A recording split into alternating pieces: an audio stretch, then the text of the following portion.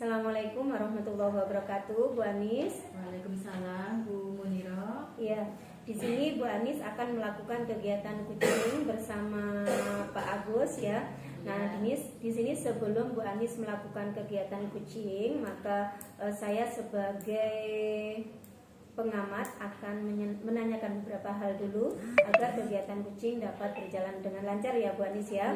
Di sini apa tujuan kegiatan kuc yang sudah disepakati antara Bu Anis dengan Pak Agus? Ya, di sini saya nanti akan menggali informasi terkait dengan adanya perubahan penerimaan peserta didik baru dari SD ke SMP dengan menggunakan jalur zonasi. Permasalahan apa saja dihadapi oleh Pak Agus.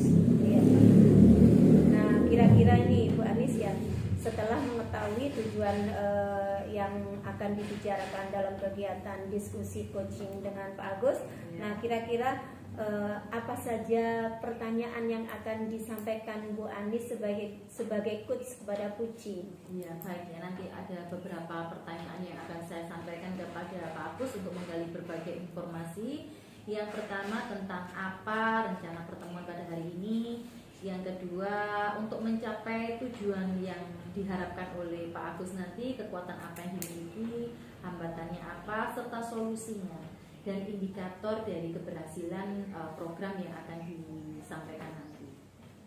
Kemudian yang ketiga, menanyakan prioritas untuk mencapai tujuan tersebut dan bertanya siapa sajakah yang akan dilibatkan atau diajak untuk membantu dalam mencapai tujuan tersebut. Terima kasih Bu. Oh ya, berarti Bu Anis ini menggunakan model Tirta ya Bu ya? Seperti air. Iya, betul. Nah sekarang kira-kira Bu Anis, apa yang Ibu Anis lakukan setelah melakukan kegiatan coach bersama Pak Agus? Baik, nanti setelah melakukan coach saya akan memberikan motivasi mungkin dengan bagus atau mungkin luar biasa. Lanjutkan, saya tunggu kabar baiknya sehingga beliau lebih semangat untuk melaksanakan program-program yang menjadi ide briliannya, seperti itu Bu. Ya, terima kasih Bu Anis, selamat melakukan kegiatan coaching ya bersama Pak Agus. Sama-sama Bu.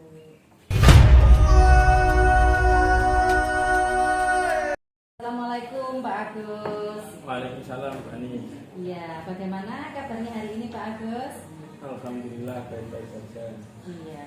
Apa Pak Agus rencana pertemuan kita hari ini Pak Agus? Saya ingin menceritakan tentang SD saya Bu. Iya. Di SD saya itu khusus kelas 6 itu anak-anaknya itu kalau mau masuk ke SMP negeri itu kesulitan karena memang lembaga saya itu jauh dari SMP negeri, sehingga untuk pendaftaran yang selama ini pakai jalur zonasi itu selalu anak-anak selalu terpental, tidak mendapat dan dari jalur yang zonasi seperti itu. Jadi ada perubahan peraturan itu yang menyebabkan sekolah Panjenengan ini bermasalah dalam penerimaan PPDB untuk masuk ke SMP negeri ya Pak ya? Iya, betul. Ya. Dari permasalahan ini apa solusinya Pak Agus ini? Ini solusi yang bagaimana? Kemarin saya sempat berpikir begini, karena kan memang di PPDB itu kan banyak jalur. Ya. Ya, selama ini yang dipakai itu hanya jalur yang undangan, dari rata-rata rapot anak-anak kelas diambilkan dari kelas 4 sampai kelas 5. Nah itu kan terbatas, hanya ada 4 anak seperti itu karena memang dibatasi oleh kuota.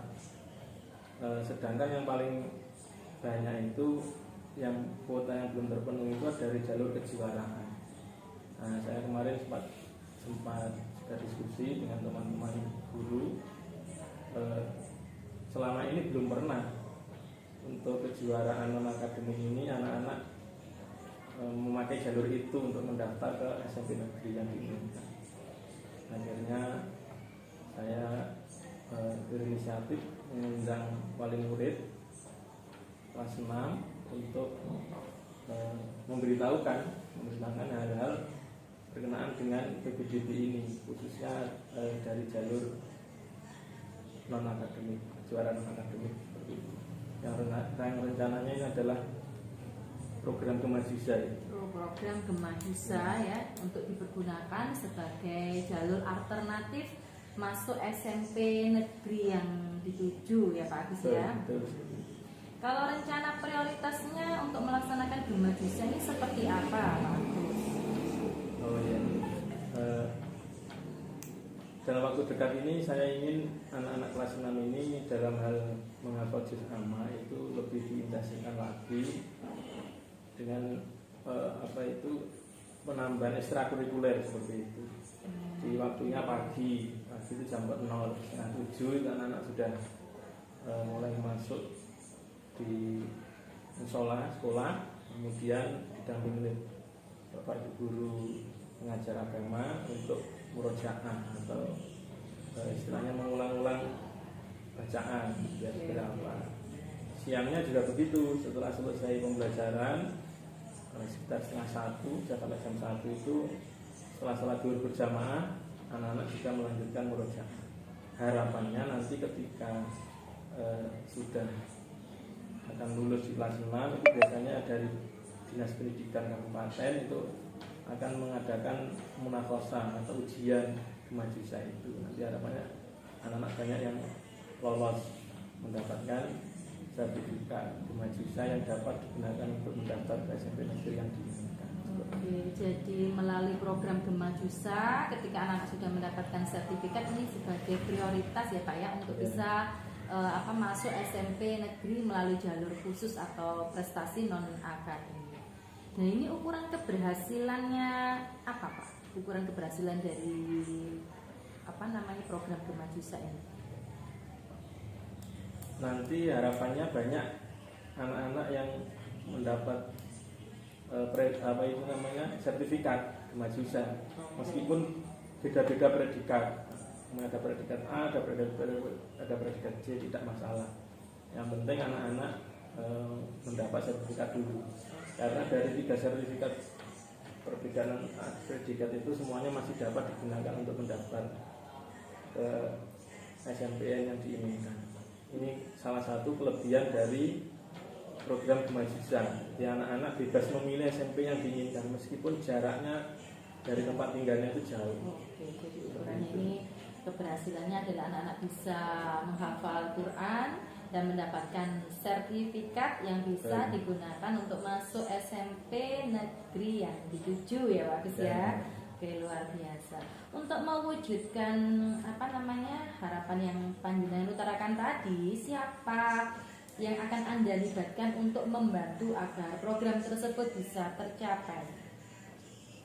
Yang pertama adalah Bapak Ibu guru, khususnya guru kelas 6, kemudian guru agama sebagai pembimbing ekstra, dan tidak kalah pentingnya lagi adalah orang tua, karena orang tua ini yang dapat mensupport anak di rumah sehingga nanti anak-anak bisa mandiri menghafal di rumah, nanti di sekolah selain juga menambah hafalan bisa langsung setor untuk hafalannya yang sudah dihafalkan di rumah seperti itu. Luar biasa ya, memang menggandeng orang tua ya. Orang tua ini juga termasuk salah satu faktor yang menentukan keberhasilan anak didik kita ya. Karena pendidikan itu tidak hanya tanggung jawab guru, tetapi juga tanggung jawabnya bapak ibunya di rumah. Oke Pak Agus, luar biasa. Saya tunggu kabar yang bagus ini ya Pak Agus untuk berikutnya. Luar biasa, tetap semangat ya Pak Agus ya. Terima kasih. Ya, sama-sama. Cukup saja Pak Agus ya pertemuan hari ini. Semoga membawa berkah untuk kita semua. Amin. Assalamualaikum warahmatullahi wabarakatuh. Waalaikumsalam warahmatullahi wabarakatuh.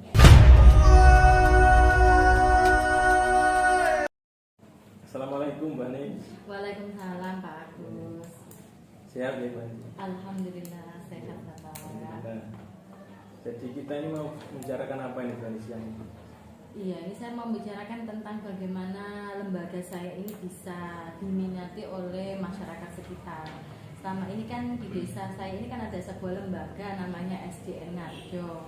Tapi banyak sekali masyarakatnya itu bersekolah di tempat yang lain. Padahal kan secara kualitas kita insya Allah sama. Kemudian kita juga di bawah satu naungan yaitu Dinas Pendidikan.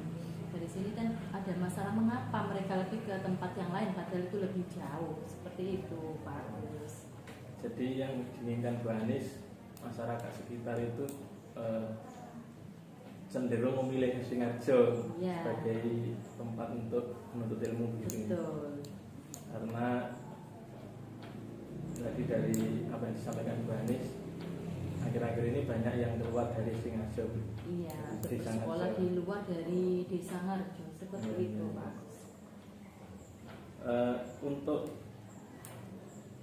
mencapai hal yang disampaikan Bu Anis tadi, apa saja langkah-langkah yang sudah dilakukan oleh Bu Anis?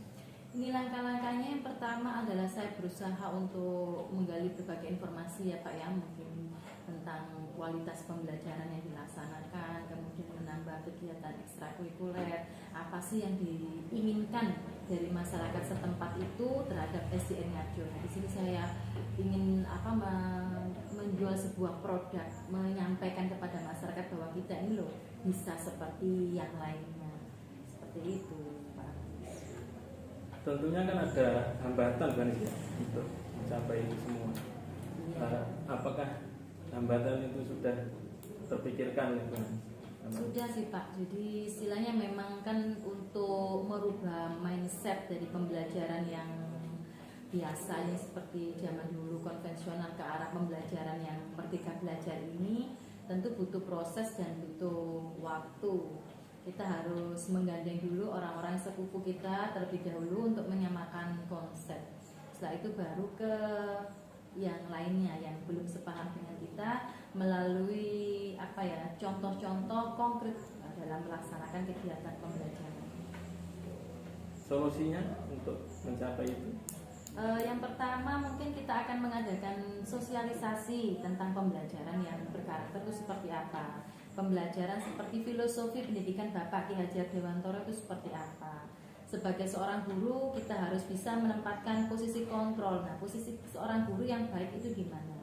Tentunya kan di posisi manajer. Nah, mungkin beliau-beliau ini tidak atau belum memahami, maka perlu untuk diadakan sosialisasi dan kita harus sering mendengungkan seperti itu. Karena kan perubahan untuk merubah mindset itu tidak hanya 1 hari, 2 hari, tetapi membutuhkan sebuah proses seperti itu. Pak Agus, jadi Bu Anis ini sudah itu ya menentukan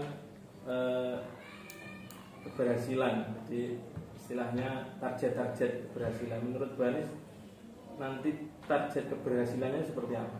Ya, target keberhasilannya itu nanti jika Bapak Ibu guru yang ada di SD ini bisa melaksanakan pembelajaran yang berdiferensiasi. Artinya Bapak Ibu gurunya tidak hanya duduk di depan saja, ya, tetapi mereka itu bisa memberikan pada waktu pengajaran menggunakan berbagai media, menggunakan berbagai metode, tidak hanya di dalam kelas, sehingga sekali-sekali perlu untuk mengajak peserta didik keluar, sehingga peserta didik bisa menyatu dengan alam atau melihat bendanya secara konkret dan nyata.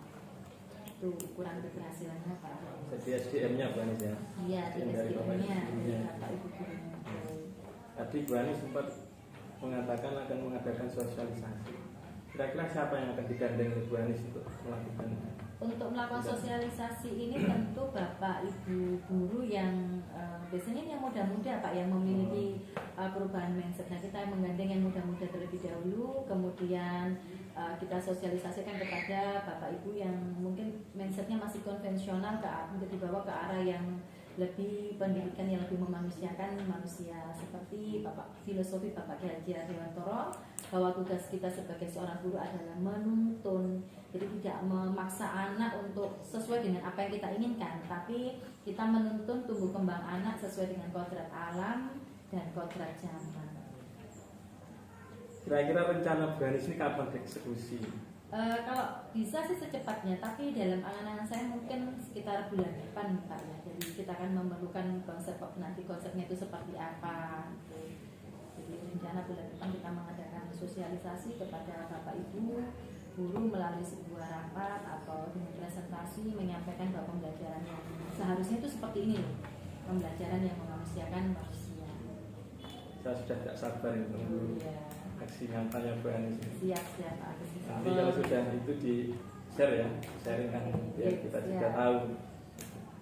Jadi dari obrolan kita yang tadi apa yang diperoleh Bu Anis tadi dari awal sampai akhir? Nah, dari sini saya ingin obrolan kita ini yaitu membawa perubahan bagaimana masyarakat itu bisa melihat bahwa SDN Ngarjo ini sama dengan yang lain, tidak kalah secara kualitas gitu.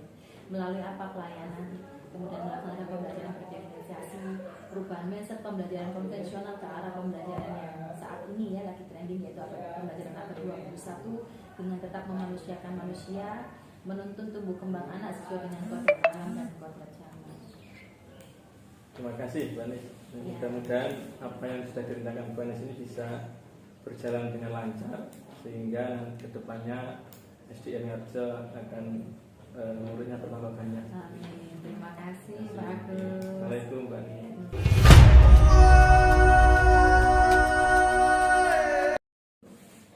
Bu Anis, alhamdulillahirobbilalamin. Ternyata kegiatan kucing ya, Kuc bersama Pak Agus berjalan dengan lancar ya.